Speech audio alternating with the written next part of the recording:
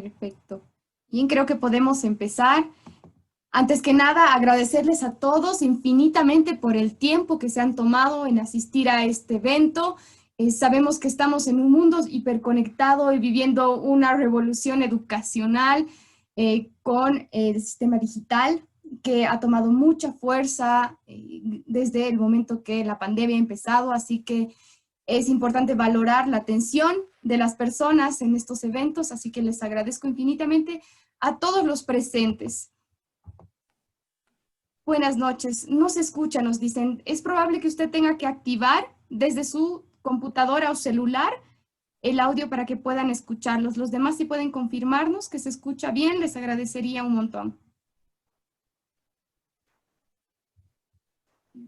Se escucha. Sí, se escucha. Perfecto. Muchísimas gracias. Bien, entonces vamos a dar inicio a este evento. Hoy vamos a hablar sobre el derecho informático, de la realidad a la ficción y viceversa. Hemos querido llamarlo así porque, bueno, ustedes saben que el mundo está cambiando muchísimo. Estamos, el gremio de los abogados, estamos atravesando una transformación muy grande y es importante hablar de esto. Es importante que nos subamos al tren de la tecnología, de lo que está sucediendo y adaptemos nuestras carreras. Sepamos también que hay muchas áreas nuevas que se están pues abriendo, ¿no?, oportunidades dentro de nuestra misma carrera. Entonces es importante que los abogados estemos siempre actualizados y a la vanguardia, tomando la delantera en estos temas. A nombre de Status Bolivia, bueno, primero me presento, soy Mariana Avilés, soy gerente general de Status, la plataforma jurídica. Para quienes no han visitado nuestra plataforma, me complace presentarla. Es un espacio abierto para usuarios, abogados, firmas, para que los profesionales del derecho pues puedan mostrar su perfil y puedan publicar aquellos escritos, documentos, ensayos, análisis, no solamente para mostrar sus talentos y también demostrar las capacidades y el trabajo que realizan, sino también aportar colaborativamente a nuestra sociedad para quienes necesitan esta información jurídica a la mano, ¿no?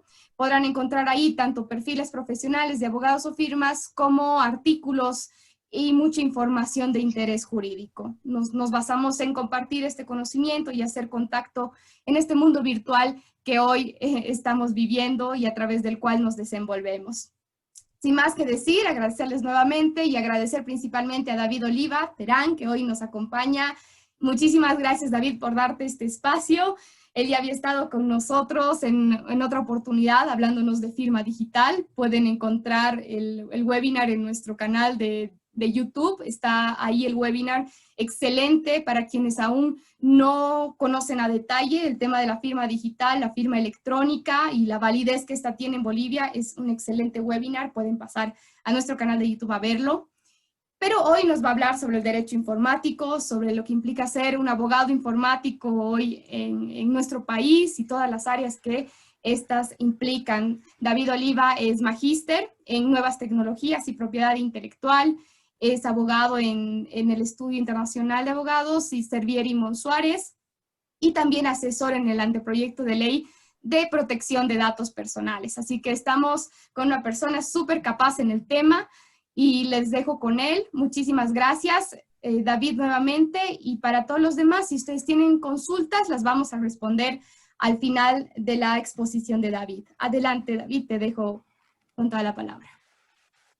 Querida Mari, muchas gracias por la presentación y por la invitación, y a todos los presentes, muchas gracias por su tiempo.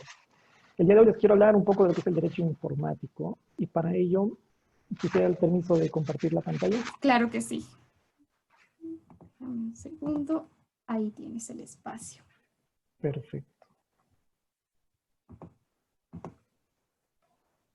Ya.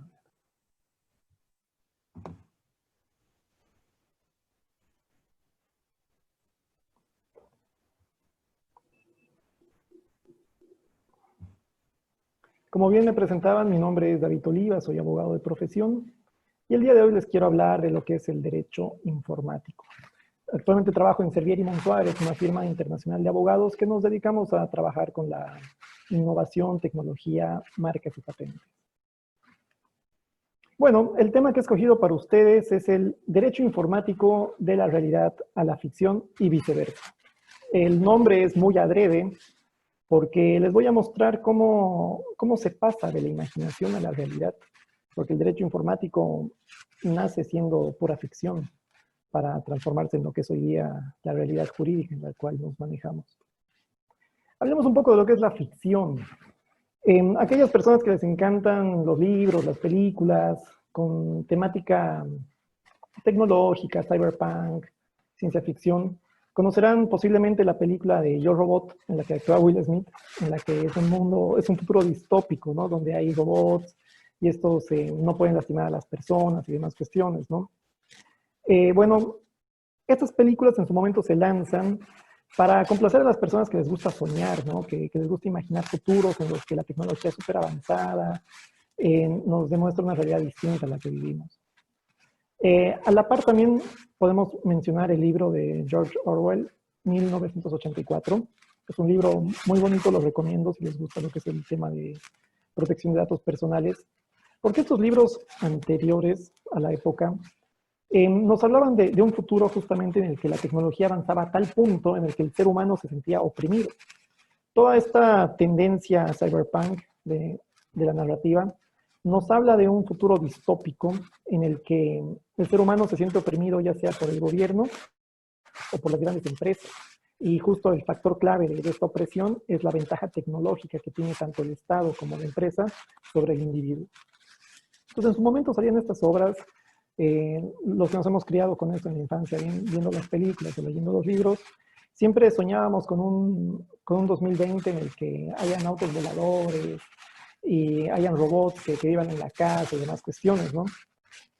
Bueno, esta imaginación se extrapola también a una vida profesional en la que también nos imaginamos que nuestros clientes pueden llegar a ser robots, que el día de mañana va a entrar un dron a mi oficina y su dueño me va a decir que quiere que le tramite una licencia para que este vuele. Y bueno, entonces, todo este tipo de elementos que pueden parecer ficción son las que han contribuido mucho a que la gente se pregunte ¿a dónde más podemos llegar con la tecnología? El Internet, la innovación han impactado directamente distintas áreas y esferas de la vida del hombre. No únicamente la económica, sino también repercute en la misma vida política. Ahora las elecciones pareciera que se van a ganar a través de los memes, porque hay una parte de la población que no está leyendo las propuestas de los candidatos y conoce más al candidato por los memes que por la misma propuesta o por la misma historia de Bolivia, ¿no? Bueno, es tema de información y comunicación. Entonces, ¿qué es lo que pasa con esta ficción en su momento? Que imaginamos qué es lo que podría llegar a pasar. Generan obras y obras. Aquí les comparto un cuento que me publicaron sobre Ciudadano Virtual. Es un libro bueno, es una historia que escribí justamente sobre un futuro distópico en el que toco elementos ficticios, por supuesto, de normativas opresoras, tecnología opresora y ciudadanos que se sienten oprimidos ante esta impotencia del ciudadano contra la tecnología. Al que le interese leerlo, me avisa y yo se lo paso. Siguiendo esta línea de la ficción, en 1942, Isaac Asimov publica su libro Yo Robot, del cual, por cierto, surgen elementos para que se inspire la película de Yo Robot, esa que les mostraba con Will Smith. En este libro de 1942, el autor Isaac concebía un mundo en el que habían robots y estos podían pasearse por las calles, y él describe 3 reglas sobre las cuales los robots tenían que manejarse. La primera regla: un robot no hará daño a un ser humano o por inacción permitirá que un ser humano sufra daño. Segunda regla: un robot debe hacer o realizar las órdenes dadas por los seres humanos, excepto si estas órdenes entran en conflicto con la primera ley. Y la tercera ley: un robot debe proteger su propia existencia en la medida en que esta protección no entre en conflicto con la primera o la segunda ley. Les traigo a colación todo lo que es la ficción, porque se van a ir dando cuenta cómo esta ficción deja de serlo para convertirse en la realidad. Ahora hablemos un poco más de la materia, ¿no? ¿Qué es el derecho informático? El derecho informático, también denominado derecho de nuevas tecnologías, derecho de las TICs, derecho digital, derecho de Internet. Realmente a mí, por mi tendencia práctica, no me no me permito debatir mucho tiempo el nombre. Eso se lo dejo mucho a los doctrinarios o a los académicos. Bueno, porque yo me enfoco más en los negocios, más que están desarrollando la doctrina, ¿no? Pero, ¿qué es lo que pasa? ¿Por qué acuñamos este término para denominar esta ciencia? Y yo lo comparo mucho con... Tienen que apagar los micrófonos. Bueno, entonces, yo lo comparo mucho con lo que es el derecho inmobiliario, por ejemplo, en Bolivia. No existe un derecho inmobiliario como tal, ¿no? Si hablamos de un derecho inmobiliario, podríamos hablar de un derecho catastral, derechos reales, código civil. Pero bueno, a fin de cuentas acuñamos el término para englobar distintas ramas del derecho que sigan esa regulación, ¿no? Pero bueno, el derecho informático como tal, o derecho de tecnología digital, el derecho a Internet me parece un término que lo acorta bastante. Pero este derecho informático tiene un foco de atención en la informática como instrumento, cuando hablamos de informática jurídica, es decir, las herramientas tecnológicas de las cuales se vale el abogado, y como objeto de estudio, y es ahí cuando hablamos de un derecho informático como tal, y en informática como estudio. Entonces, ¿qué es el derecho informático? El derecho informático es el conjunto de principios y normas que regulan los efectos jurídicos de la relación entre el derecho y la informática e información. Aquí yo quiero poner dos objetos de estudio. La informática, entendiendo como todas las herramientas tecnológicas, puede ser el Internet, puede ser el hardware, puede ser el software. Y la información muy separada de estos elementos y más bien como la información que tú puedes generar, que termina plasmándose en bits, que no dejan de ser elementos informáticos. El derecho informático como tal se especializa en la informática, sus usos, sus aplicaciones y sus implicaciones legales. Es decir, los abogados informáticos, en un momento, estudiábamos el derecho tradicional, ¿no? El derecho del día a día. Porque a fin de cuentas el derecho, más allá de buscar la justicia, no deja de ser un negocio. Y no deja de generar profesionales que se ganan la vida ejerciendo y estudiando esta ciencia, ¿no? Entonces, de repente llega el Internet. El Internet. Comienza a llegar tecnología que no estaba prevista por normativas, que son muy antiguas, y tecnología totalmente contemporánea, que la gente dice, hey, pero ¿qué es esto? Si no está en la norma, pero genera un impacto mediante su aplicación, genera un impacto en mis derechos, genera un impacto en la economía, genera un impacto en la seguridad de mis hijos, genera un impacto en la seguridad de mi información. Entonces, el abogado se comenzó a dar cuenta que estas nuevas tecnologías generaban un impacto y que la normativa no lo había previsto. Entonces deja al abogado en un punto en el que realmente no entiende cómo seguir avanzando. Y es justamente eso lo que es el derecho informático, estudiar esta tecnología y cómo esta tecnología influye en la vida de las personas y en sus derechos. Estimado Olivar, perdón que te corte, me parece que tu micrófono está raspando con algo. No sé si lo puedes verificar. Ok, ¿me escuchas? Mejor. Ya, gracias. Muy bien. Entonces, ¿qué es lo que pasa con esto? Justamente, el derecho informático como tal no es una rama autónoma del derecho. No es que exista un código de derecho informático, un código de derecho digital. El derecho informático realmente son muchas normativas distintas, de distintas ramas, que terminan teniendo una regulación sobre la tecnología. Pero estas normativas las puedes encontrar en decretos supremos de orden laboral, de orden comercial, en leyes especializadas como de telecomunicaciones, pero no vas a encontrar realmente un código de derecho informático. Es por eso que no es un derecho sistémico, ¿te das cuenta? Por eso es que hablamos de conjunto de normas jurídicas y no como un sistema de normas jurídicas. Ahí estaría la diferencia, ¿no? Ok. Entonces, para entender el derecho informático, hay que entenderlo a través de su relación con otras ramas. Por ejemplo, la propiedad intelectual. Cuando hablamos de software, el software como tal, yo te diría que su derecho sustantivo se encuentra en la ley de derechos de autor. Porque el software como tal agarra la normativa y la normativa es una ficción y asume que el software es una obra de arte, como si su texto, el código fuente, fuese un escrito de literatura, entonces le concede una tutela propia del derecho de autor. Entonces la propiedad intelectual termina regulando el software. Lo mismo pasa con la tecnología que puede ser patentada. Aquí el derecho industrial puede llegar a patentar un compuesto electrónico que vea que es novedoso y que tiene una función industrial, ¿no? Otra relación que tiene el derecho informático es con el derecho constitucional. ¿Por qué? Porque la protección de datos personales y la acción de privacidad como tal son tuteladas directamente por la Constitución Política del Estado. Nosotros no contamos con una normativa específica de datos personales, pero la Constitución ya prevé el derecho y ya prevé el mecanismo constitucional para tutelarlo, que es la acción de privacidad, anteriormente llamada habeas data. Entonces, ahí estamos viendo cómo el derecho informático tiene esta relación, ¿no? Porque el derecho informático es más transversal. Otra relación que tiene es con el derecho penal, porque el derecho penal es el que termina tipificando los delitos informáticos. Tiene su capítulo y demás cuestiones. Entonces es el código penal, el código sustantivo, en el cual tú tienes que basar tu denuncia, tú tienes que basar tu querella por delitos informáticos o incluso para el cibercrimen. Aquí voy a hacer una pequeña diferenciación entre lo que es el delito informático y el cibercrimen.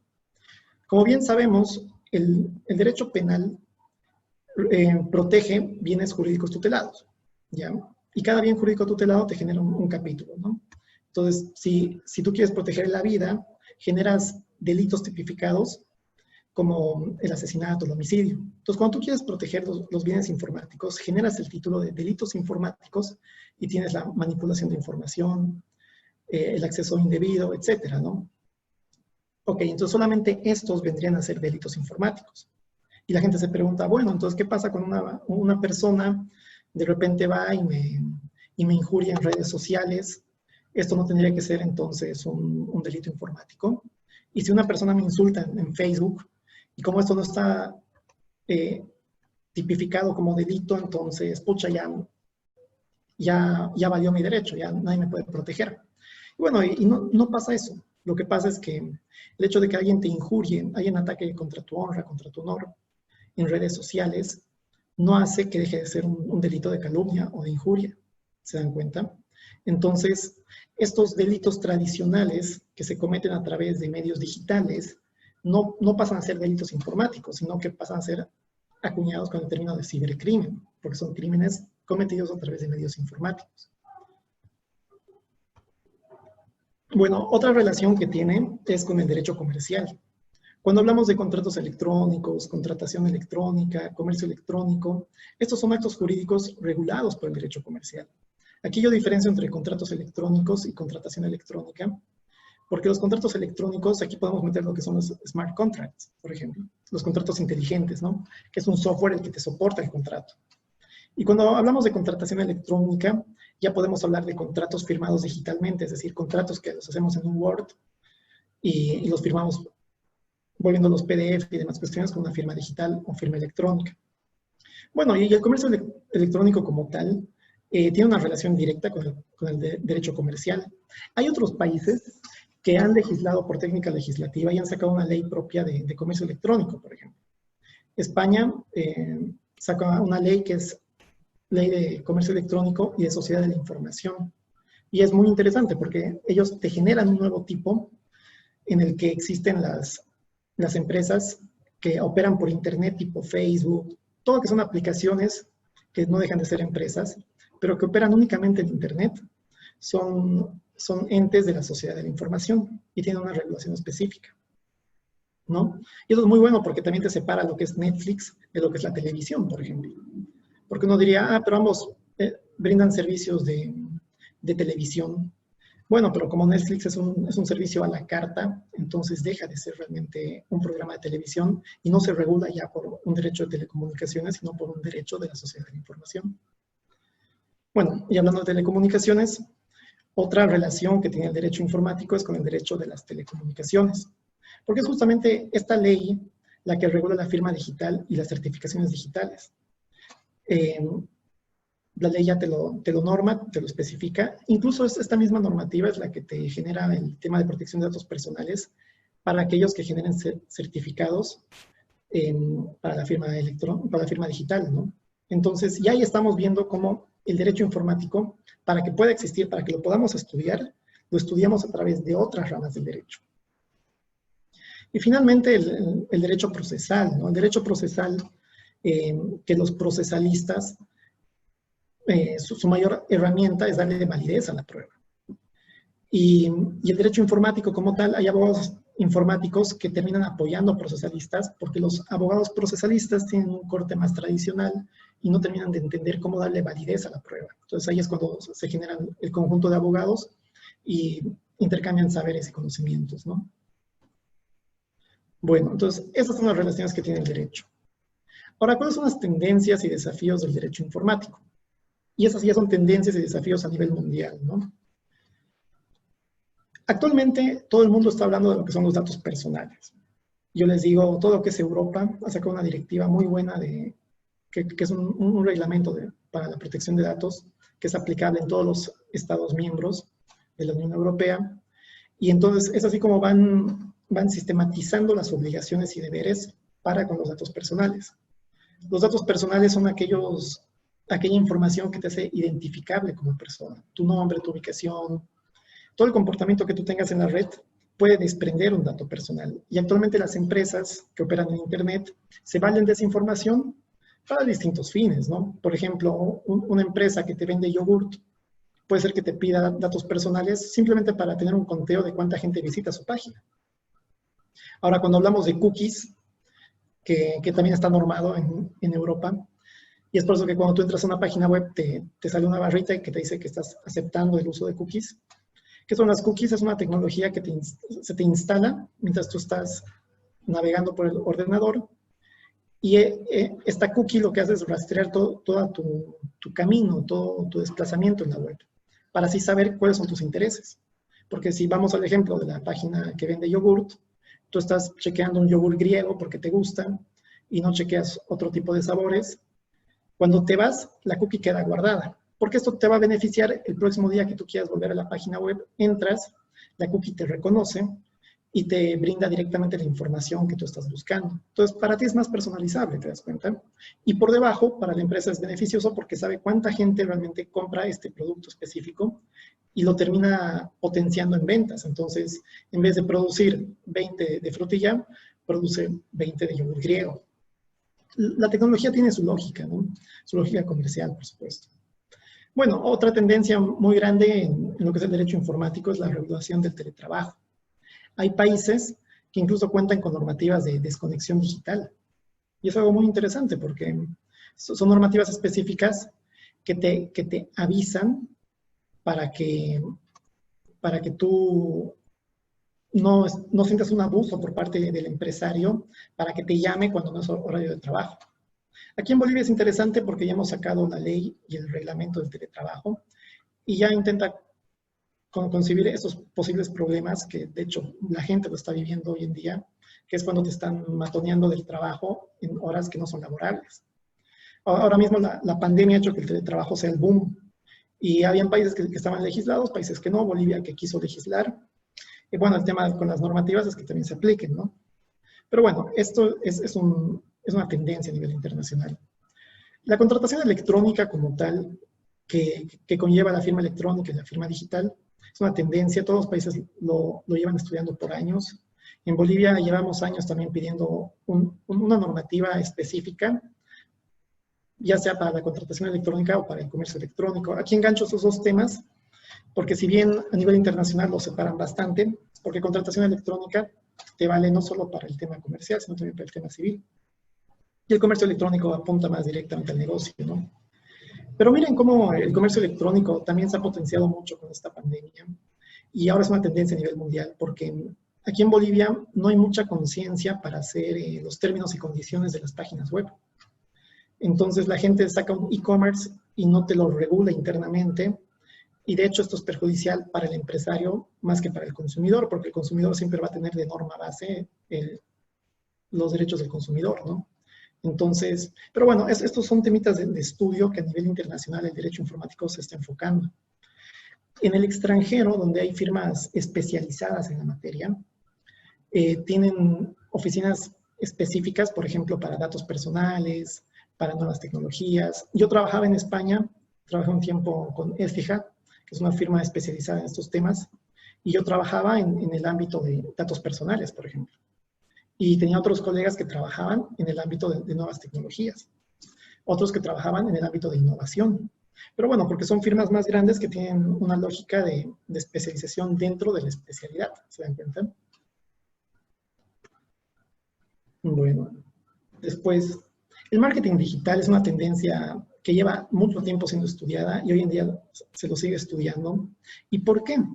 Porque hay países cuya normativa de publicidad y de consumidor están muy bien desarrolladas. Entonces, por ejemplo, la publicidad que no te avise que es publicidad, pero sea tendenciosa a venderte, es ilegal.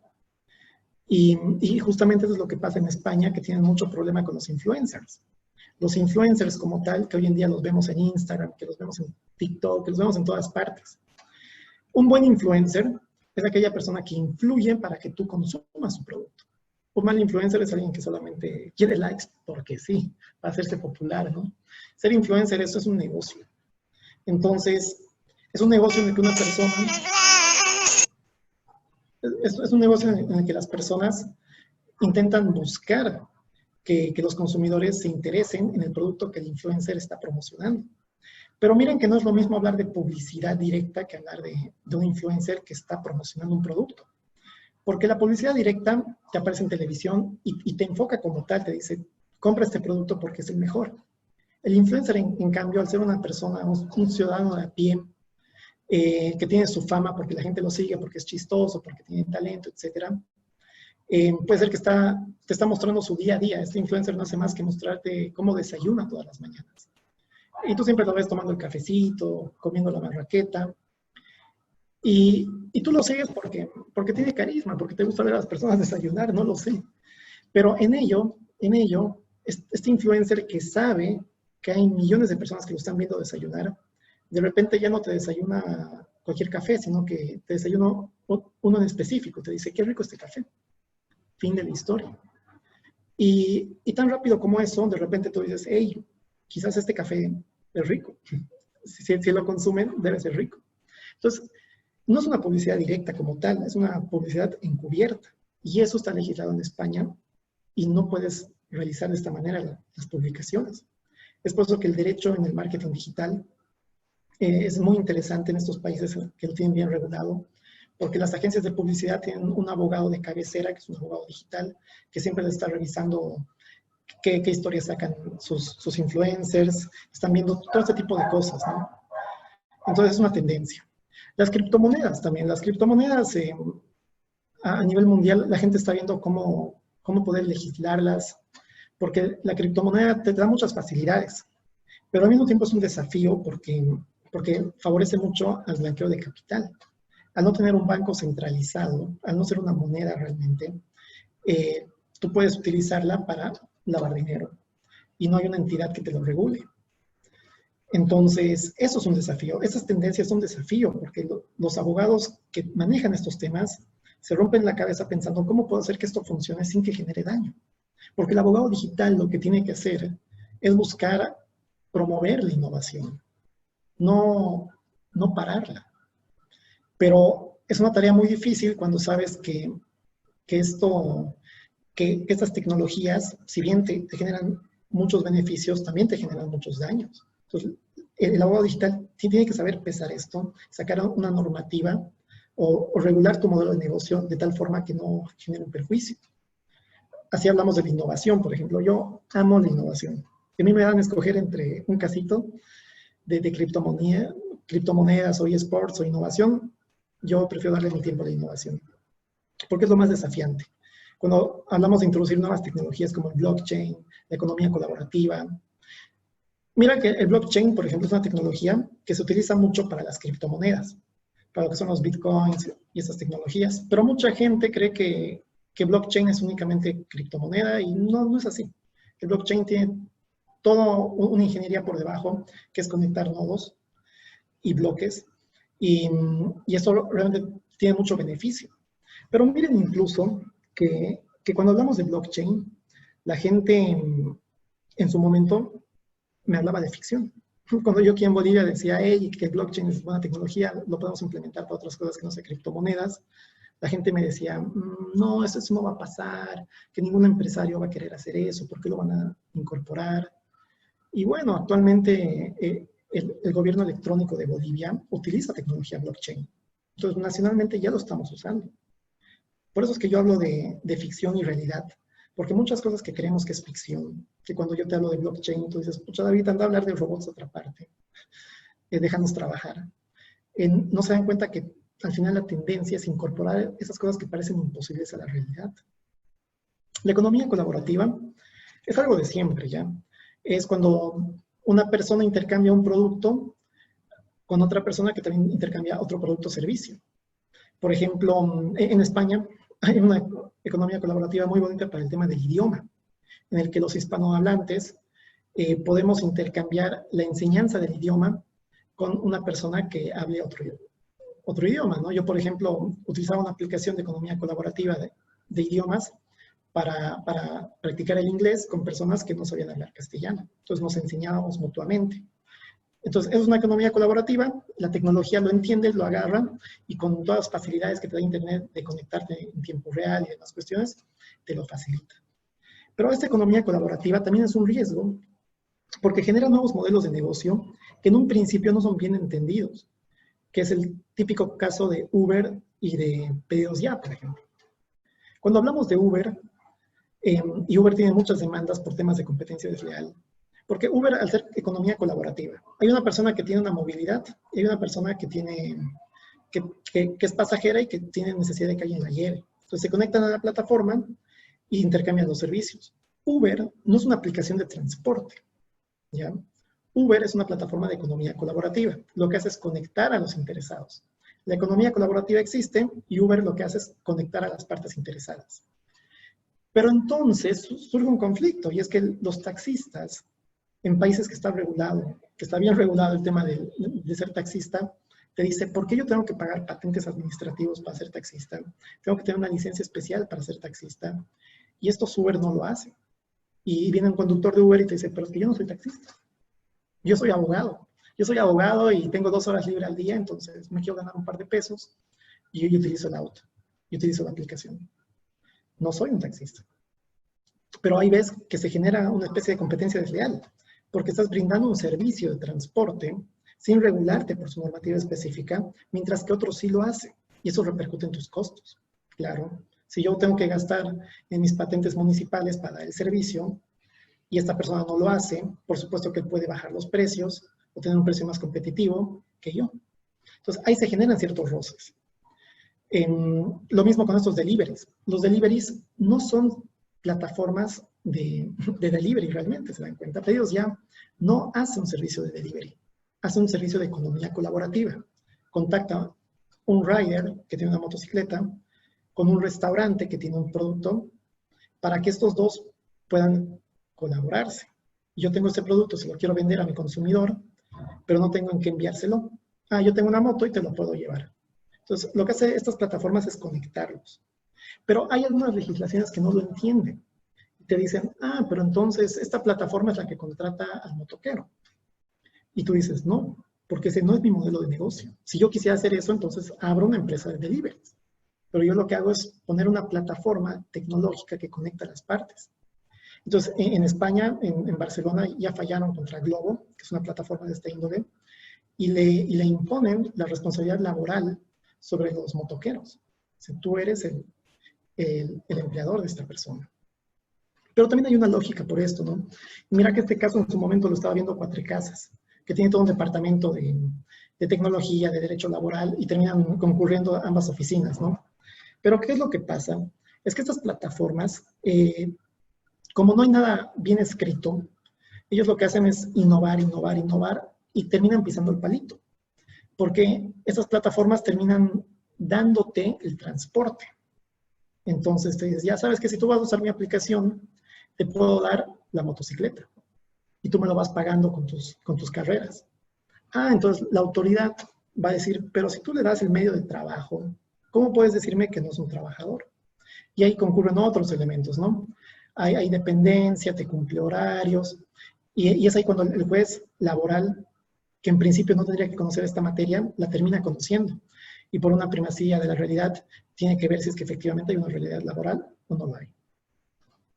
Bueno, otro tema que igual es muy bonito para trabajar, que es la inteligencia artificial.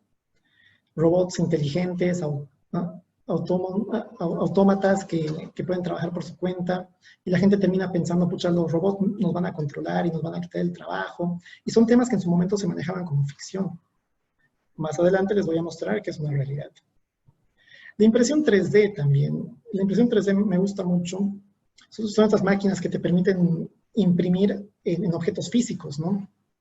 Entonces, esto es muy bueno, pero también genera un riesgo, y es que tú para imprimir tienes que tener un archivo CAT, que es un archivo digital que tu impresora lo lee y con eso imprime. Pero estos archivos CAT pueden llegar a infringir derechos de autor. ¿Qué pasa si es que te comienza a generar e imprimir muñecos con marca registrada o muñecos protegidos por derechos de autor? Entonces, ahí ya como que se comienza a ver los problemas, ¿no? Finalmente, los eSports y derecho de videojuegos, que te habla de lo que son los equipos de competición por internet, de personajes, pueden ser de fantasía, pueden ser deportes, pero electrónicos, y todo esto genera otra tendencia. Y hay firmas de abogados que tienen su departamento especializado en el tema. Ya, ahora tenemos lo que es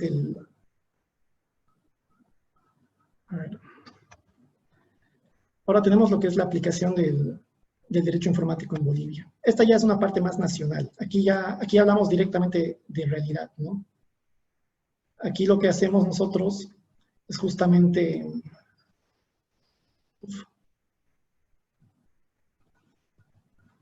Aquí lo que hacemos nosotros directamente es hablar de un documento electrónico, como firma digital y electrónica. ¿Y qué es lo que pasa con esto? En Bolivia podemos hablar de lo que son los documentos electrónicos, firmas digitales electrónicas, porque lo tenemos legislado. Tenemos una ley de telecomunicaciones y tenemos un decreto supremo que reglamenta el uso de estas. Entonces, esto no es ficción. Actualmente en Bolivia lo utilizamos. Todos los días lo utilizamos. Y más con esta pandemia que ha generado nuevas facilidades de uso para lo que es, por ejemplo, trámites en Fundempresa y demás cuestiones. Hoy en día ya podemos hablar de estos temas y me parece muy bueno. Porque ya el fin del derecho de nuevas tecnologías es hacer que las nuevas tecnologías no sean tan nuevas, que sean cotidianas. Lo mismo pasa con el comercio electrónico. El comercio electrónico actualmente está legislado en la ley de telecomunicaciones. Yo sé que es una normativa muy pequeña, pero es suficiente para que yo pueda tener clientes que operen con comercio electrónico. Lo mismo con el derecho al consumidor. Si yo quiero regular un comercio electrónico, me tengo que basar en estas dos normas principalmente. ¿Hay otras más? Por supuesto. Pero principalmente te puedes basar en estas y están legisladas, son normas positivas. Lo mismo con el gobierno electrónico. Para aquellos abogados que les gusta trabajar en el sector público, ustedes pueden irse a lo que es el gobierno electrónico. Tiene normativa de ciudadanía digital, tienen decretos supremos que lo regula, que generan planes a futuro. Entonces, hay realmente un derecho público y privado aplicable en Bolivia, y con esto está todo bien, ¿no? Creo que mi cámara se está cortando, pero bueno. Teletrabajo. Como les decía, hay una normativa de teletrabajo donde ya podemos aplicarla. Aquellos abogados laboralistas que estén intentando regular o poniendo en orden a sus empleadores y a sus empleados, pueden apoyarse en esta normativa vigente, aplicable, con reglamento.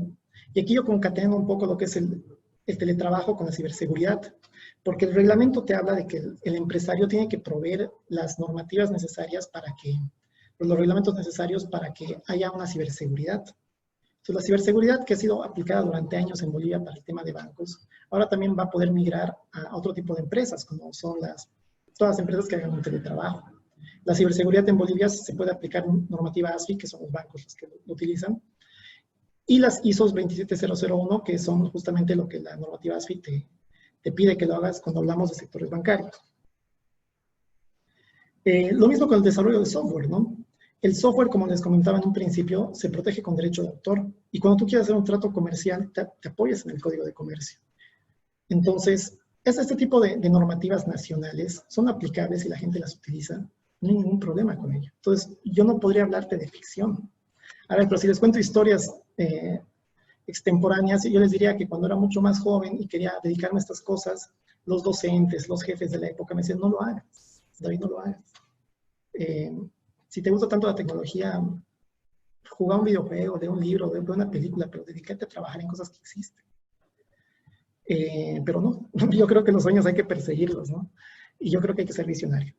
Y yo creo que asumir que Bolivia nunca va a llegar a una era digital, me parece algo innecesario. Todos los países llegan, tienen sus tiempos, por supuesto que sí, su realidad, su cultura, pero al final todos tienden al progreso, ¿no? Y pensar en un pueblo donde las personas pueden comunicarse, independiente del tiempo y la distancia, para mí es progreso. Bueno, entonces, como les comentaba, eso es lo que yo hablo cuando hablo de realidad, ¿no? Hay otro tipo de temitas también que tienen una aplicación práctica en Bolivia, los drones, por ejemplo. Yo les decía, ¿se imaginan un mundo en el que un dron puede entrar a tu oficina y demás cuestiones? Eso puede pasar. Y hay normativa, hay un boletín reglamentario de RPA que te regula el tema de los drones. Si son comerciales, si son de uso personal. Y ya tú con eso lo que puedes hacer tranquilamente es tener su reglamento, ¿no? Los delitos informáticos y la cibercriminalidad actualmente ocurren. Los abogados penalistas lo saben. Y hay abogados penalistas de un corte tradicional que quizás no están entendiendo todo el bagaje normativo que ahora tienen que aprender.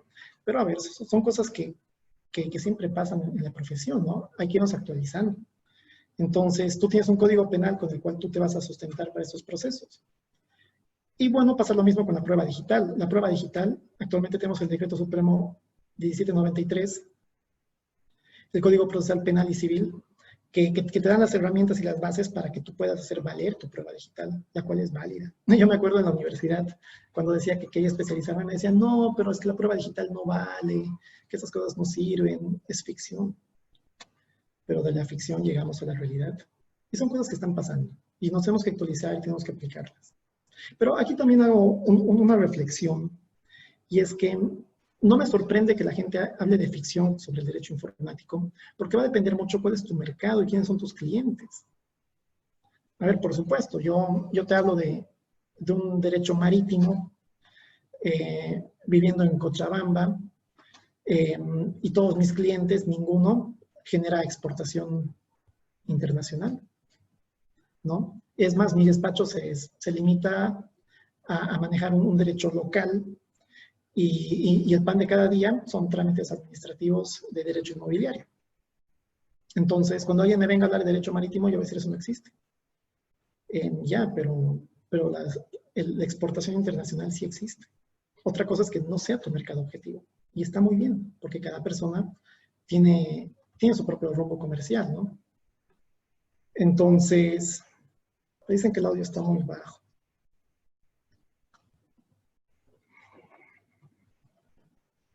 ¿Me van a confirmar si ahora me escuchan mejor? ¿Ahora me escuchan bien? Bueno, ya, lo que les decía, entonces, va a depender mucho tu mercado, ¿no? O sea, si tú no manejas tecnologías, si tus clientes no son empresarios que manejan tecnologías, si no trabajas en el sector público, en la CIP, en la ATT, en la GETIC, entonces obviamente va a ser muy difícil para ti creer o saber que hay un derecho informático, ¿no? Entonces, bueno, entonces, sobre esto, aquí está lo que les quería demostrar, que hay una realidad, hay una ficción. En la realidad hay un derecho que nos permite realmente aplicar el derecho informático. Hay una ficción de sueños, de imaginación, que dice, pero podemos llegar a esto y que no se llega. Pero al final ese es un círculo, ¿se dan cuenta? Porque lo que tú imaginas que puede llegar a pasar y no pasa, es ficción hasta que ocurra realmente. Entonces aquí tú tienes dos caminos, esperas a que el cambio llegue o tú generas el cambio. Porque cuando yo me fui, me dijeron, pero no estudies esto porque no hay el derecho. Yo dije, entonces hay que hacer el derecho. Es por eso que me meto mucho a temas legislativos y me gusta apoyar entidades, a senadores cuando tienen algún proyecto de ley. Yo soy el primero que quiere poner mi granito de arena. Yo soy el primero que dice, hey, regulemos los delitos informáticos, regulemos la protección de datos. Porque ese es el sentido. Ahí está el progreso, se dan cuenta. Entonces, cuando la gente me habla de ficción, yo les quiero hablar de realidad. Ahora hablamos un poco de qué son los abogados informáticos. ¿Qué es ser un abogado 2.0? Yo creo que ser un abogado 2.0 es ser un visionario. Es realmente pensar mucho en cómo podría llegar a ser la vida. Entonces me dirán, no, pero es que me tengo que leer millones de libros de tecnología, yo estudio puro derecho, pero yo les digo que entre las profesiones, un perfil muy visionario es el abogado. Porque cada vez que tú generas una nueva línea jurisprudencial, estás innovando en el derecho. Porque hay criterios, hay normativas pasadas, que tú las terminas reformulando, los doctrinarios. Por eso es que yo tengo mucho respeto a los docentes, a los doctrinarios, aquellos que generan fuentes del derecho, porque están innovando en el derecho. Y está muy bien. ¿Qué tal si aplicamos esa misma habilidad para innovar en la realidad tecnológica? Pensar qué más podemos hacer. Cuando llega un cliente contigo y tengo un problema, por ejemplo, en la pandemia, clientes míos entre Santa Cruz y La Paz que me decían, no sé cómo firmar mi contrato, no puedo salir, no hay vuelos. La gente que me decía, estoy con puro teletrabajo, siento que si salgo a reunirme con alguien me voy a enfermar. Y yo les digo, pero hagamos con firma digital, está legislada, vamos a certificarnos. Y ya se hace el trámite con la CIP y demás cuestiones y te terminas certificando, tienes tu firma digital y rompes los impedimentos. Hay que estar actualizados en el manejo de las TICs. Esta pandemia nos pegó muy fuerte, nos hizo descubrir a todas las profesiones, que no le dimos mucha importancia al Internet y a la tecnología y a cómo desempeñar nuestras labores en él. Entonces, tenemos que estar actualizados con eso. La ofimática es lo más básico, ¿no? Excel, Word, todo eso. Vamos un paso más. Pensemos en qué otras herramientas pueden optimizar mis servicios, porque el abogado no deja de ser una persona que brinda servicios. Entonces, ¿cómo puedo hacer yo para que mis servicios sean más fáciles de llegar a mi target, a mi consumidor? Cuando hablamos de un derecho comercial, ¿no? Entonces, cosas como estas hay que estar actualizados. Y finalmente, emplear LegalTech. Yo creo que el LegalTech ha llegado para quedarse. Mira, antes hablábamos de informática jurídica, ahora se habla de LegalTech. Terminan cambiando los términos, hay gente que te discute que no significa lo mismo, que podemos ir a la semántica del término. Pero bueno, yo se lo dejo a los doctrinarios que me escriban libros, porque me gusta que haya un debate sano sobre términos jurídicos, porque es así como se genera una construcción lineal, ¿no? Es bonito. Pero bueno, entonces, LegalTech, por ejemplo, con la firma en la que trabajo, Servier y Monsuárez, utilizamos una herramienta de LegalTech llamada Horus, que se encarga de buscar piratería en Internet. Bueno, porque tenemos clientes como Adidas, Puma, Nike, y todo el tiempo el comercio electrónico está vendiéndote productos falsificados que generan un daño a los clientes. Entonces, tenemos esta herramienta que se encarga de monitorear estos comercios electrónicos y ver quién está vulnerando marcas registradas. Entonces, miren que hay dos formas de tomar el LegalTech. Un abogado te diría, no, pero ¿por qué vas a tener un software como ese? Te va a quitar trabajo. Si a ti te pagan por hacer monitoreos, ¿por qué vas a dejar que llegue una herramienta informática que no come, que no duerme, que está 24 horas trabajando, haciendo lo que tú haces y por un pago y no se va a quejar? Entonces, claro, o sea, tú puedes tenerle miedo a la tecnología y decir, no, entonces que no metan esto en mi firma, porque estamos contratando con esto, me quita trabajo. O puedes decir, hey, la tecnología es una herramienta más, es un brazo más para mí. Ya que esta herramienta no come, no duerme, entonces que haga eso mientras yo hago otras cosas. Eso es ser un abogado digital, es incorporar la tecnología en tu vida. Automatizar cosas que puedes automatizar y tú encargarte de otras cosas que la máquina nunca se va a poder encargar. Y aquí yo digo nunca y luego me dicen, pero David, si es ficción puede ser realidad. Pero eso es discutible en ciertos puntos, ¿no? Bueno, ahora miren esta imagen, ya terminando un poco la charla, porque creo que me estoy pasando. Em, si hablamos de realidad a la ficción, les traigo en colación esta noticia que parece chiste, pero es anécdota, que te dice que China reconoce derechos de autor a una inteligencia artificial. Entonces, aquí ya podemos llegar a pensar mil cosas. Cuando se dio la noticia, la gente decía, no, pero que los derechos no pueden, que los robots no pueden tener derechos, que el derecho de autor es directamente conectado a una persona natural o jurídica, que un robot no es una persona jurídica. Entonces, salió todo un debate, ¿no? Y la gente decía, los robots pueden tener derechos, ¿por qué China hace esto? Bueno, aquí también es mucho el manejo de la publicidad, ¿no? Porque realmente lo que pasa es que una empresa que utiliza inteligencia artificial, su inteligencia artificial desarrolló un escrito, ¿ya? Y otra empresa utilizó el escrito y lo publicó como suyo. Entonces la empresa, la dueña de la inteligencia artificial, demandó y ganó, pero no porque sea el robot el autor, sino que el robot es una herramienta de la empresa y el derecho de autor corresponde a la empresa, ¿no? Pero suena muy, muy interesante ver que se reconoce derechos de autor en la inteligencia artificial, porque es de la ficción a la realidad y viceversa. Porque hoy en día, ya terminando la charla, les cuento que de la realidad a la ficción se está debatiendo si hay que darle derechos a los robots. Actualmente la OMPI ya tiene diálogos. La OMPI es la Organización Mundial de la Propiedad Intelectual y te habla sobre cómo influye la inteligencia artificial con los derechos de autor. Porque claro, la inteligencia artificial por debajo, en toda su infraestructura, tiene un machine learning, que es una tecnología que capta datos de Internet y en base a eso aprende. Pero cuando consume tantos datos, muy similar al Big Data, porque de hecho utiliza tecnología de Big Data, captura tantos datos que tú no sabes si está capturando obras protegidas por derechos de autor. Entonces la OMPI dice, hey, tranquilos, o sea, ¿cómo usamos esta tecnología para el bien y no que termine vulnerando derechos de terceros? Y actualmente están discutiendo la Directiva Europea sobre Robótica e Inteligencia Artificial, que es justamente donde le quieren dar derechos a los robots. Y es una discusión muy interesante y acalorada, hay muchos artículos por si quieren verlos, o si tienen tiempo otro día podemos hacer un webinar exclusivo sobre inteligencia artificial y robots, en el que explican qué tipo de derechos quieren conceder, ¿no? Porque detrás de todo esto también hay una jugada, ¿no? Y es que a ti te conviene como empresario que tu robot tenga responsabilidad y no lo tengas tú. Porque tú lo que quieres realmente es deslindarte de la responsabilidad. Porque si tu robot mata, entonces dices, yo no le pedí que mate. Esa es su programación.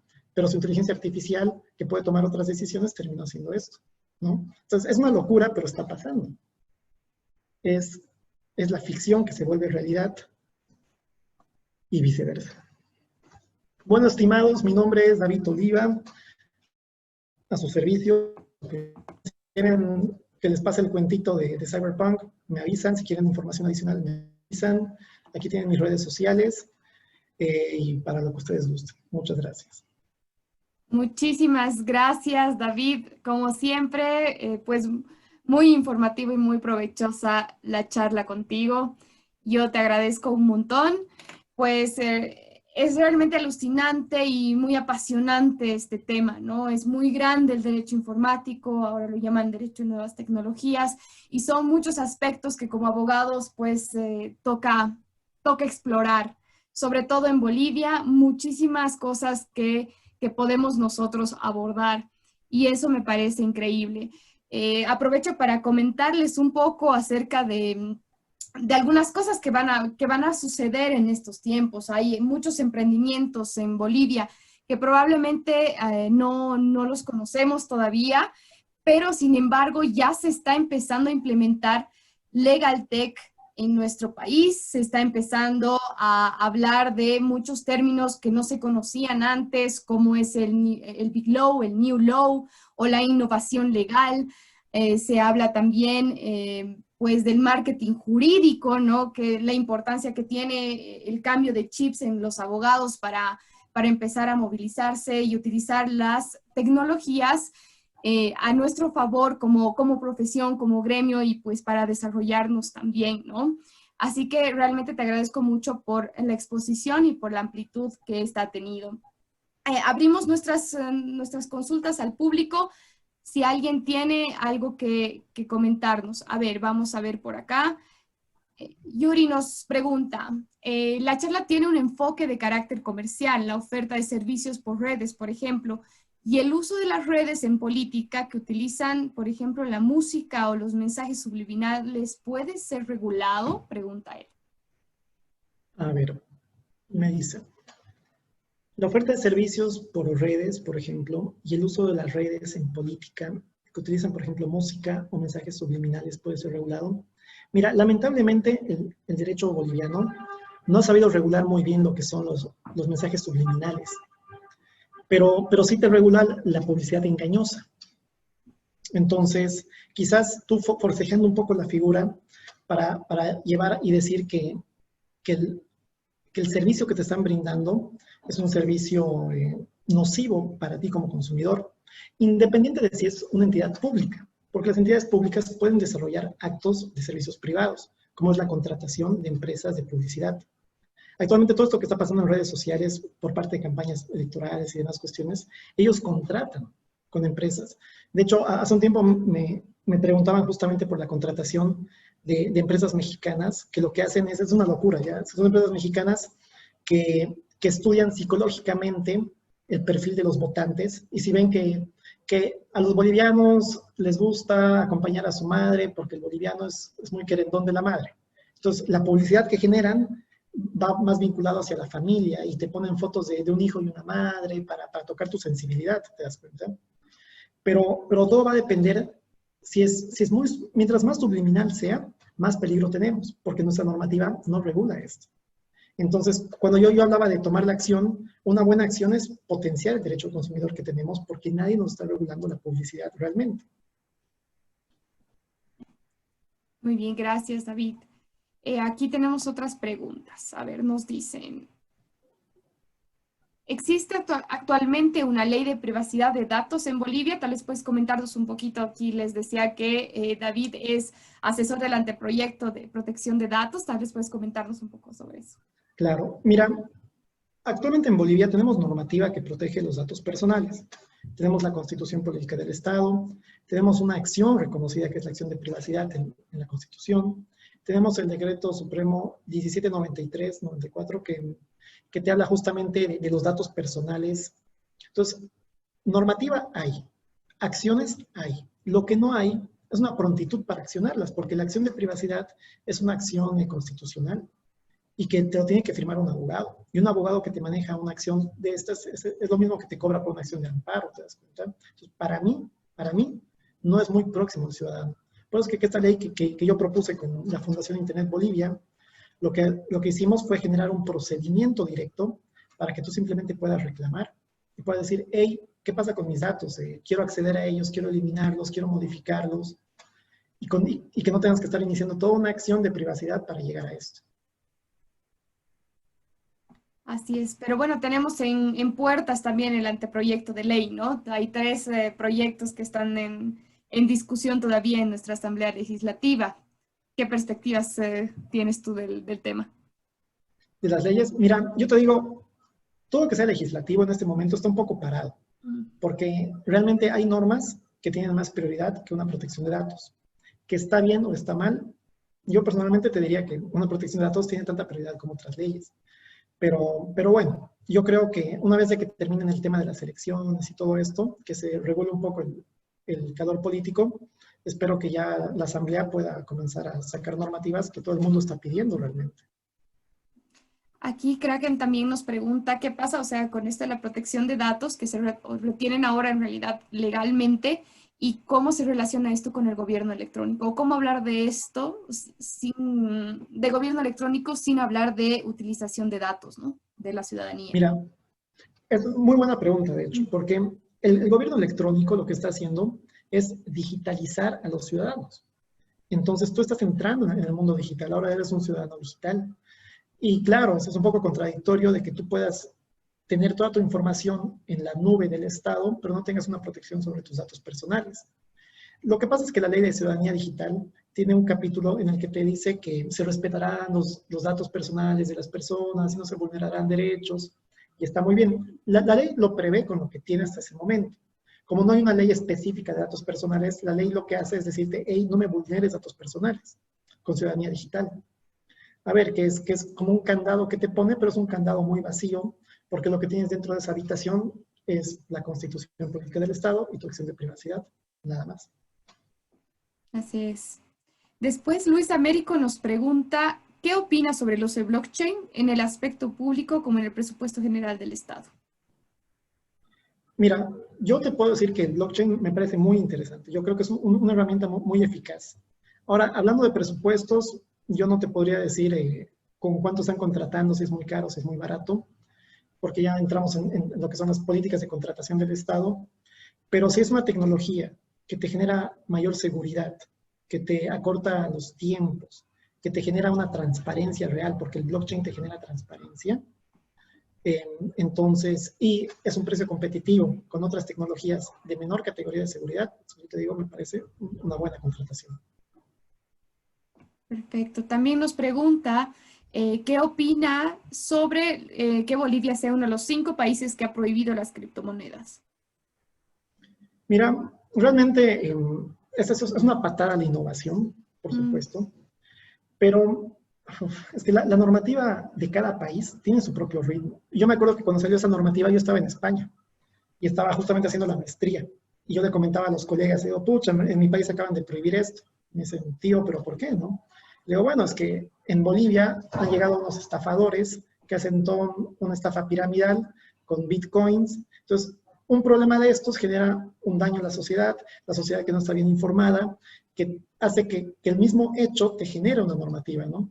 Entonces, esta resolución que te termina prohibiendo las bitcoins tiene una razón de ser, tiene un fundamento, pero para mí no era esa la salida realmente, porque tú, en vez de prohibir, puedes reglamentar, que es distinto, ¿no? Tú me puedes reglamentar el uso de bitcoins. Yo tengo un cliente que quería hacer una ICO. La ICO son las empresas en las que se constituyen los bitcoins.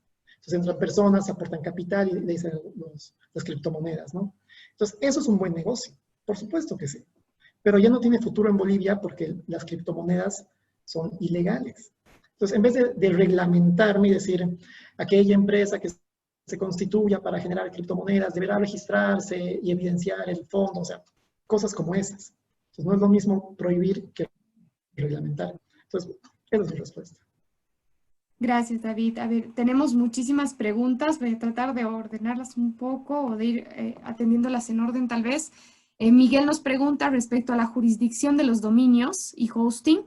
Si podrías aclararnos cómo definir la sede ante posibles controversias con el extranjero. Ya. Depende qué conflicto tengas, porque si es un tema de páginas web como tal, hay una especie de arbitraje online cuando tienes problemas con esto. Eso es una vía. Otra vía, la misma OMPI te da una ayuda, pero es muy cara, la verdad, para mediar estos conflictos. Ahora, si tú quieres irte por un exhorto suplicatorio, tú puedes ver 2 elementos. El primero, ¿dónde está constituida la empresa? Bueno, 3 elementos. El primero, ¿dónde está constituido? El segundo, ¿dónde se genera el daño? Y el tercero, si es que esa empresa está blindada por la normativa de responsabilidad de grupo. La responsabilidad de grupo es algo muy interesante. Cuando me pongo doctrinario hablo de esto. Es que una empresa que tiene muchas sucursales puede ser que el Estado, porque así lo ha previsto su normativa, permite que la responsabilidad de otro miembro del grupo, puede ser incluso por joint venture, o puede ser una sucursal extranjera, puedan que la responsabilidad caiga sobre alguien del grupo. Pero la normativa lo tiene que prever. ¿Ya? Ahora, esos 3 elementos te sirven mucho para tú poder designar el tema del fuero, ¿no? Pero yo más me iría por dónde está dónde se cometió el daño y el hecho, ¿no? Así es, perdón, David, estoy encontrando a ver quién tiene el audio activado, pero creo que no. Perfecto, a ver, tenemos otras preguntas. Aquí, Hazel nos pregunta, soy estudiante de Derecho y realmente me interesa adentrarme en el derecho informático. ¿Podrías recomendarme algunos textos, autores, leyes externas o páginas web? Muchas gracias y por la ponencia, estuvo genial. Perfecto. Mira, legislación o libros. Hay un autor que me gusta mucho, que yo me crié leyendo sus libros, que es Julio Telles. ¿Ya? Julio Telles es de la antigua escuela del derecho informático, cuando realmente solamente hablábamos del derecho informático. Ahora, hay un autor paceño que es muy, muy bueno y que tiene un libro que se llama Derecho Informático, pero no tengo el nombre del autor, que si me escribes yo te lo paso, no hay ningún problema. Pero ese autor boliviano me parece un capísimo total, porque ha sabido hacer un texto de derecho informático muy bien distribuido en temas. O sea, su temario está muy bueno, te toca gobierno electrónico, firma digital, lo hace muy bien. Ahora, si quieres entrar en temas más profundos como firma digital, por ejemplo, te recomiendo al grande Erwin dos Sauser. Es un abogado cruceño, capísimo el trabajo en el BIT y demás cuestiones. Y mira que todos estos son autores, estos últimos son nacionales, ¿no? Luego, si tú quieres trabajar más en lo que es el derecho práctico, porque yo separo mucho lo que es el académico y el práctico, ¿no? Que no es lo mismo, porque el práctico no va a profundizar tanto teoría, sino que se va a ir más al ejercicio. Entonces, los mementos prácticos de Écija, que son libros españoles, son muy buenos para la aplicación del derecho. Excelente, muchas gracias por las recomendaciones, David. También aquí nos pregunta Hazel, que le causó mucha intriga, dice él, las plataformas que brindan servicios digitales, tales como Netflix, Spotify, que son creadas para no ser pagas, ¿no? Tienen la suscripción gratuita, me imagino que eso se refiere. ¿Y cuál es el comentario que tendrías sobre esta práctica? Mira, de hecho, eso es muy buena pregunta y me gusta el tema porque es mucho de negocios, ¿sabes? ¿Qué es lo que pasa? Tú cuando haces una innovación de negocios, tienes que escoger un modelo de negocio que te permita soportar los gastos y que te genere un ingreso. Entonces, un modelo de monetización para plataformas web es el freemium, que es una plataforma que es gratuita, tienes el servicio gratuito, pero con ciertas limitantes. Entonces, una vez de que te dan el producto y te gusta, lo quieres entero. Ah, pero si quieres entero, tienes que pagar por el producto. Entonces, es el gancho de los servicios freemium. Te lo dan gratuito para que te guste, para que no puedas vivir sin él, porque yo no puedo vivir sin Spotify. Yo duermo con música, yo voy a trabajar con música, y no me gusta escuchar la publicidad que te pone el servicio gratuito, ¿no? Entonces, a mí ya me atrapó. El modelo de negocio freemium ya me atrapó. Perfecto, gracias, David. Tenemos a David Celada que quiere hacer una pregunta con audio. Le vamos a habilitar para que pueda hacernos su pregunta. Adelante.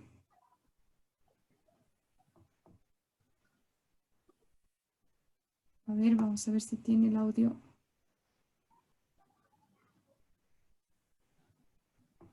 Un segundo.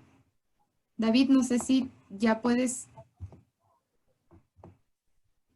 Voy a habilitar para que puedas. Bien, ahora puedes habilitar tu propio micrófono, David, porque no me permite habilitarte. Ah, yo soy sin micrófono. Pero estoy con No micrófono, estás. ¿no? Sí, no tú. Es que tenemos a David Celada que quiere hacer una pregunta, pero no me permite habilitarle el audio. David, si estás ahí, puedes habilitar tu micrófono y hacer tu pregunta. Bueno, parece que no está Parece que David. no. Buenas noches, Pero, ¿puedo Ahí está. intervenir? Soy Hazel, la que estaba preguntando. Primero, muchas gracias por el espacio. Realmente ha sido súper interesante y me ha llamado mucho más la atención de lo que ya me llamaba. A lo que me refería con mi pregunta anterior era sobre plataformas que nos brindan servicios digitales, tales como Netflix, Spotify y muchos otros. Pero resulta, ¿no?, que hay gente que craquea, no sé si el término está bien utilizado, pero que básicamente acceden al servicio de manera ilegal, por así decirlo, porque no hay una paga. Y de hecho venden estos servicios súper baratos. Me he encontrado con muchos de estos casos y llama mi atención porque estoy casi culminando la carrera y me gustaría centrar mi investigación en esta área. claro que sí. Bueno, mira, esto que tú hablas de craquear las plataformas de Internet y demás cuestiones, son temas de piratería, son temas de piratería de cuentas. Ahora puede ser piratería de señales o puede ser piratería de los derechos de autor. Entonces, esto se puede regular, de hecho yo lo protejo a través de lo que es la ley de derechos de autor y las decisiones 351, porque aquí te están vulnerando dos cosas. si te craquean la cuenta directamente, hay un derecho de autor sobre la plataforma, es decir, sobre Netflix, ¿ya? Porque tú no puedes modificar el código, porque tú para craquear tienes que modificar el código. Cuando tú modificas el código, estás haciendo un acto de transformación de la obra, y tú no puedes transformar la obra sin la licencia del autor. Entonces ahí ya tienes una lesión. Una segunda lesión, que es la más fuerte, es cuando tú accedes sin autorización a ver las películas por las cuales tú tendrías que contratar y pagar. De hecho, junto a Servier y Monsuárez, en Uruguay, hemos ganado un caso muy bonito de piratería de señales porque la gente agarraba todas las películas de Netflix, de HBO, de Amazon y las publicaban en Internet. Entonces, les hemos ganado el juicio, los hemos metido presos a las personas y se puede hacer. En Bolivia también se puede hacer. Tienes que saber identificar los derechos. Pero ahí ya te estoy comentando que hay un derecho de la plataforma y el derecho de las productoras. Exactamente, gracias David. Vamos a tomar una última pregunta de Luis Américo también, que nos dice, ¿qué opina sobre el uso de las plataformas en el órgano judicial que permiten enviar documentos escaneados y memoriales con firmas que no son digitales? ¿Y qué opina sobre las notificaciones electrónicas que utiliza el órgano judicial en el sistema Hermes? Es un tema interesante. Mira, hace poco hicimos un estudio de este tipo de temitas a nivel Latinoamérica y descubrimos que Bolivia realmente ha flexibilizado mucho las comunicaciones digitales, ¿ya? De hecho, hay una jurisprudencia en la cual te habla del uso de WhatsApp para enviar documentos como estos y les dan validez. Y ahí eso que WhatsApp no tiene firma digital y figura como un simple documento electrónico. Y sabemos que los documentos firmados electrónicamente tienen menos validez que los firmados digitalmente. Mira, en un mundo ideal, en un mundo de ficción, deberíamos manejarnos con pura o firma digital o aparatos electrónicos y jurídicamente válidos con la misma categoría de seguridad, ¿ya? Pero en la realidad, y por la prisa que tuvo el órgano judicial para tener una continuidad con todo esto, han comenzado a flexibilizar mucho las cosas. Entonces, yo entiendo que permiten estos documentos digitales cuando no intervienen la concesión de derechos, es decir, notificaciones sencillas y todo esto. Pero a mí, la verdad, en mi estilo del arte, yo no estoy muy de acuerdo con eso. Yo sueño con una plataforma tipo VLEX, que es la que utilizan en España, que es una plataforma con firma digital integrada, en la que todas las comunicaciones ya están firmadas digitalmente. Y hay una buena tutoría para ver quién fue notificado, quién no, más cuestiones. Pero aquí en Bolivia se hace lo que se puede, ¿no? Pero se tiene que mejorar, por supuesto que sí. Excelente, gracias David. Bueno, con eso creo que hemos concluido la parte de la exposición y las preguntas. Nuevamente agradecerte, David, realmente estas charlas nos abren la mente, ¿no? Para quienes ejercemos usualmente el derecho y sabemos que hay nuevas tecnologías que están incurriendo en nuestras vidas y que por supuesto generan nuevas situaciones jurídicas y también el mismo derecho empieza a crear la necesidad de nueva legislación y son muchos los aspectos. Hoy hemos podido explorar diferentes ámbitos en los que hay que pues actualizarse y trabajar en ellos. Me parece muy excelente esto y realmente los invito a ustedes como profesionales, como abogados, a ser parte de esta revolución del derecho. Status está en ese objetivo de revolucionar el derecho y revolucionarnos a nosotros como abogados, tomando en cuenta lo que pasa a nuestro alrededor, ¿no? Convirtiendo la ficción en realidad y demostrando que nosotros podemos progresar desde estos aspectos, ¿no? Los invito también a visitarnos en statusbolivia.com, pues podrán encontrar mucha información respecto al derecho informático. Estamos constantemente actualizando, hablando sobre las plataformas legales, cómo los abogados ya pueden ahora ejercer de cierto modo, ¿no? A través de estas plataformas la abogacía y empezar a relacionarnos mejor de esta manera. Bueno, sin más que decirles, nuevamente gracias.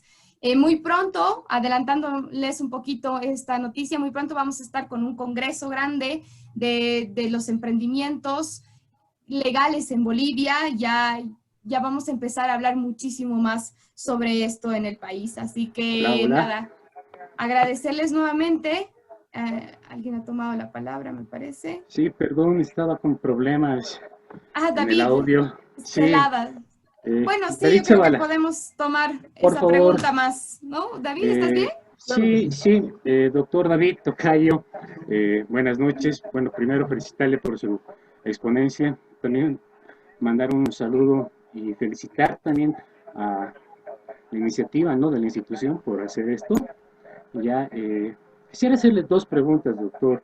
Quisiera que me pueda explicar, digamos, la diferencia entre lo que es la informática jurídica y el derecho informático y cómo se relacionan unas con otras, ¿ya? Y la segunda, digamos, es, usted nos ha hablado al principio sobre el Arias Data y todo lo demás, pero si bien es cierto, dentro de nuestra legislación, bueno, está la firma digital, el comercio electrónico, el teletrabajo y todo eso, pero considero que hay algunos vacíos legales, digamos, para su aplicación en la normatividad. ¿Cómo podríamos hacer eso?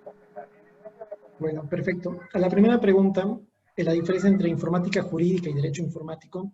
La informática jurídica estudia directamente a los dispositivos, la relación que tiene la informática con el derecho. Cuando tú empleas plataformas LegalTech, estás hablando de un enfoque de informática jurídica.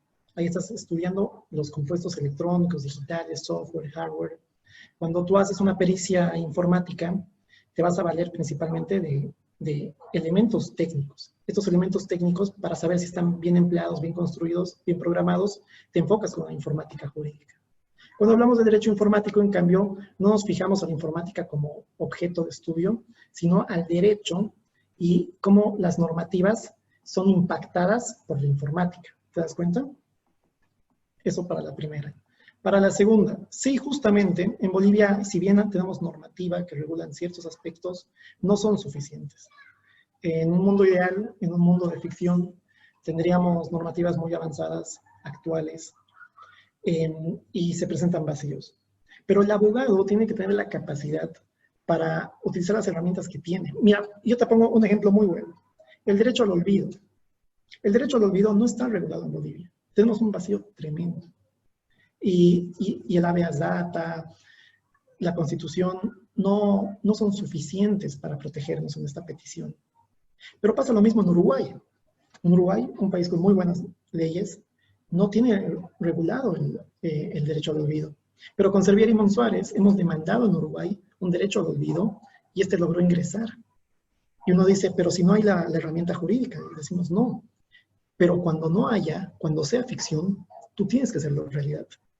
Entonces tú eres el que tiene que tomar la acción. Y es lo que hicimos con Servier y Monsuárez. Hemos demandado por derecho al olvido, hemos fundamentado un derecho que sí existe. No nos importó que haya un vacío, porque cuando hay el vacío procedimental, pero tienes el derecho que te concede la Constitución, las leyes especializadas, entonces tú tienes que seguir hacia adelante. Y lo mismo puede pasar aquí en Bolivia, porque en eso Uruguay y Bolivia se parecen. No tienen normativas tan grandes, tan gruesas en la materia, pero tú tienes la posibilidad de demandar y si lo fundamentas bien, si lo haces bien, de la ficción llegas a la realidad.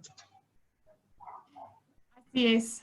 Perfecto, David. Y bueno, nos vamos un poco con ese último mensaje, ¿no? Los abogados podemos generar ese cambio y las cosas que ya están sucediendo en el mundo, por más sorprendentes que sean, pues van a llegar a suceder a nuestro país y es importante que estemos preparados y también impulsar, como dices, al realizar las acciones, al involucrarse en estos temas, pues estamos empujando a nuestro país a esa nueva realidad, ¿no? Que también implica desarrollo y, por supuesto, también implica protección para cuando la ficción a veces resulta ser una realidad peligrosa, ¿no? Y para protegernos también necesitamos abogados que sean capaces de enfrentar estos desafíos. Empecemos a compartir conocimiento, ¿no? como estos espacios que tenemos ahora, creo que es fundamental para empezar a desarrollar. Me gustó mucho que mencionaste el tema de la cultura colaborativa, de la economía colaborativa, porque ese es el chip que está rondando en todos, es lo que trae los medios digitales, ¿no? Tu mente y mi mente hacen una mente más poderosa y es un poco la intención de estos espacios. Así que esperemos que sea de provecho todo lo que hayan escuchado el día de hoy. El canal de YouTube pueden buscarnos como Estatus Plataforma Jurídica. Ahí estamos en YouTube, pueden escuchar nuestros distintos webinars que hemos llevado a cabo. Está también el de firma digital que David nos ha propiciado, que es excelente también.